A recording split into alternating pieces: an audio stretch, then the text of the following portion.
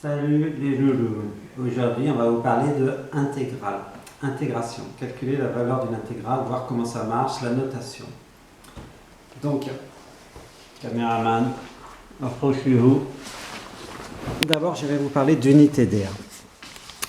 La plupart du temps, quand on fait un dessin, ça se passe dans un repère avec deux vecteurs, le vecteur I et le vecteur J. On dit toujours le repère OIJ. I, c'est le vecteur des abscisses. Au bout de I, il y a toujours 1. I, ça désigne l'unité. Au bout de J, J, c'est le vecteur des ordonnées, il y a toujours 1 aussi.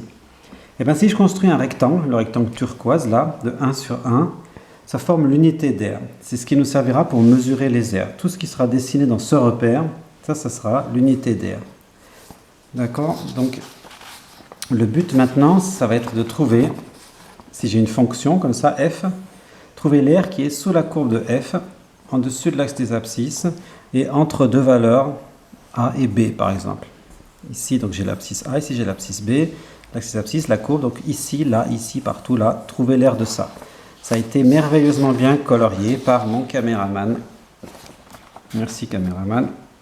C'est l'air orange qu'on voudrait déterminer en fonction de l'unité d'air. L'unité d'air que je vous montrais tout à l'heure, c'est le petit rectangle turquoise ici. Déjà au niveau des notations, cet air se note avec un espèce de symbole comme ça qui s'appelle intégrale. Intégrale de A à B de f de x dx. Alors f de x parce que c'est la fonction f. Dx c'est une vieille notation qui nous vient des physiciens. Et de A à B parce que ça va de l'abscisse A à l'abscisse B. D'accord? Donc entre A et B, sous la fonction f, on note ça intégrale de A à B de f de x dx. C'est l'air colorié en orange exprimé en unité d'air. Donc si par exemple l'air c'est 4, ça voudrait dire que j'ai 4 trucs comme ça là-dedans. Par exemple, là c'est pas ça. Hein. Je vous donne un exemple avec une autre fonction. J'ai dessiné une fonction là en rouge. Je vais entre 2 et 4 là. Donc là en vert vous avez les carreaux, on dit qu'ils sont réguliers. Hein. L'air qui est là-dessous là, c'est l'intégrale de 2 à 4 de f de x dx. Et je dis qu'elle fait à peu près 10, alors pourquoi? Si vous regardez mon repère ici là, l'unité d'air, c'est ça, c'est deux petits carreaux. Donc des unités d'air, j'en ai 1, 2, 3, 4, 5, 6, 7, 8, 9. Là, il en manque un bout, avec un petit bout là, ça fait 9, 10, entre 10 et 11, allez, on va dire. 10 et 11, c'est sûr qu'on est là-dedans. Ok? Allez, 12 à tout casser, mais j'irai pas plus loin, c'est mon dernier prix. Donc ça peut se... Là, je l'ai lu à peu près sur le graphique, ça peut se calculer avec des formules. Donc, intégrale de A à B de f de x dx. Pour calculer ça, il faut trouver la primitive de petit f. La primitive, on la note grand F. F majuscule, c'est la primitive de f minuscule. Quand vous avez la primitive, la tradition, c'est de la mettre entre des crochets.